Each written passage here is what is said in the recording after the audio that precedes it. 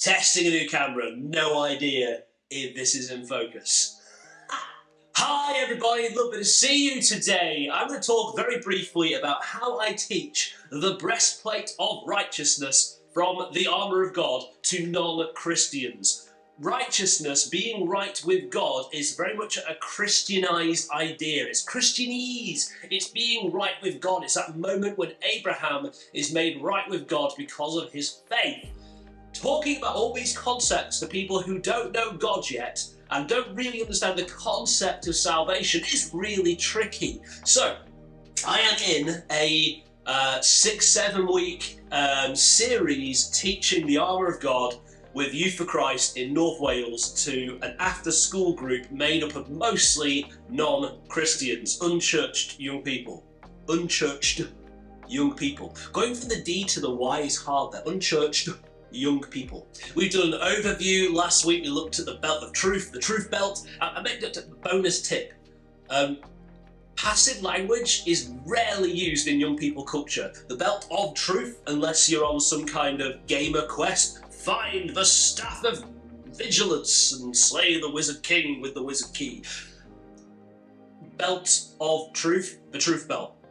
The righteousness breastplate. Let's put it into active language, so at least we're not having to jump over that archaic language barrier to begin with. But not my point, I digress. Today I'm teaching the breastplate of righteousness. I'm going to begin with some very broad conceptual questions. What might you want a breastplate for? Which I imagine with my group will be hilarious, but let's not focus on that. What does it protect? Vital organs. If you're going to have one piece of armour, this is kind of the one you want. Helmet's up there as a close second, but you know, heart, liver, lungs, gut, the breastplate of righteousness is doing a lot of business. Talk about what it's not. It's not the breastplate of rightness. I'm right, you're wrong, shut up, I'm protected. We'll talk about being right with someone. So we'll probably talk about a couple of things that maybe they could relate to. So first off, I'll ask them something like, have you ever fallen out of a friend? Or worse, not sure if you've fallen out of a friend. You said something, you did something, they looked kind of weird, they left.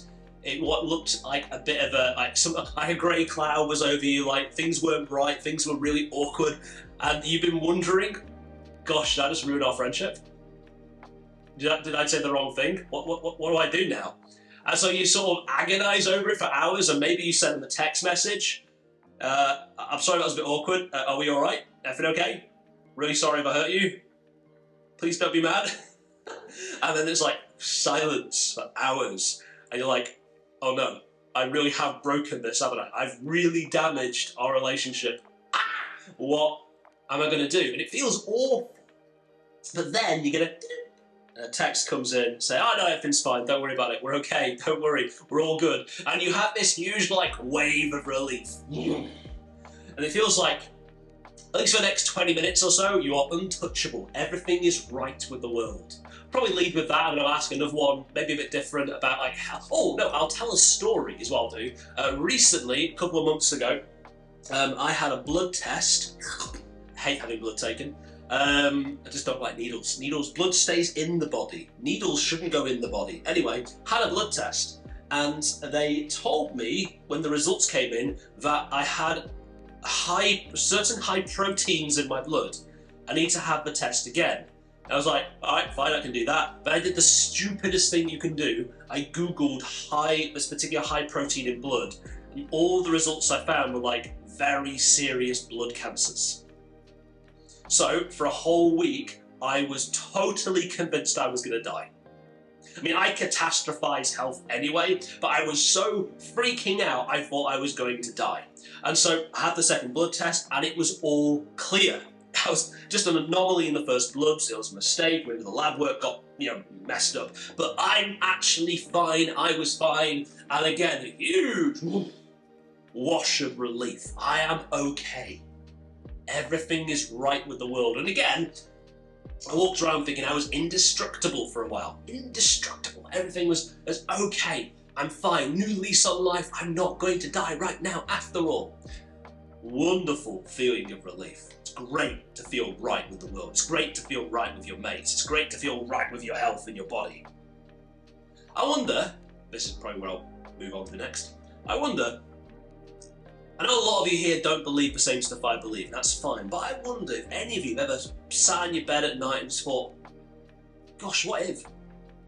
What if, when I die, that's not it? What if there is more after I die? What if there is heaven and hell? What if Tim and those guys are right? What if there's something more? What if, and what if I've not been good enough? What if I've already said something or done something? What if I've already caught something? And I'm not safe. What if? What happens if I get there? What if right now I'm ticking off someone who made me? What if? And maybe you've never thought about it, but maybe you have a moment of, gosh, what if there's life after death? Have I done the right things? What do I do? Now, if you were to get a text message from God saying, hey, I made you, I love you, and we are okay. Everything is fine. The results are clear. Everything is okay. How relieving would that be? I'm right with the one who made me. Right with the one who knows me better than anyone. I'm right with the one who decides what happens to me when I die. Everything is okay. And I think just like when we reach out to our friend, hey, I'm really sorry if I messed up, if I said something wrong, are you okay? Are we good? If we reach out to God and say, hey God, I'm really sorry, I know I've not always been right with you. I know I've not always said the right things, done the right things. I know I've really paid attention to you all that much, but I'm sorry, are we good? Are we okay? Which is not like saying, will you forgive me? Will you stay with me? If we reach out to God with that text message, that prayer, He comes back with, yeah, we're good. We're okay. Thanks for reaching out. Let's work on this friendship. Let's keep going. We're okay. Relief. I'm right with God. I'm okay. I'm okay. Worst thing that ever happened to me, if I'm right with God, is I've got to be with Him forever in epic awesomeness. I guess if I'm right with Him, what other people think of me doesn't matter as much. I guess if I'm right with Him, I can walk tall. I can have hope. I can have dreams. I can have aspirations. I can have expectation. I can do more with myself. If I'm okay with Him, what's the worst that can happen? That is the righteousness breastplate. If I'm okay with Him, what else could really come against me? Maybe you want that too. Something to think about. So yeah, this message doesn't have a lot in there about soteriology or substitutionary atonement or preservation of the saints or any of that sort of stuff, but it pulls the basics in of being right with the world means being right with God. Being right with God needs you to reach out to Him. And the promise when you reach out to Him is He will reply with, we're okay. And the result is a relief and a hope. And that's, I think, pretty good as a starting place for teaching the breastplate of righteousness to people who have no Christian background. That's it. That's what I think I'll do for now, won't it? Again, no idea if this camera's in focus. Hopefully it is. Now, I didn't see what I did to focus this camera, because there's no autofocus on it. I made a Tim-size focuser, a smiley face and a dog. Ooh, lovely. Bye-bye.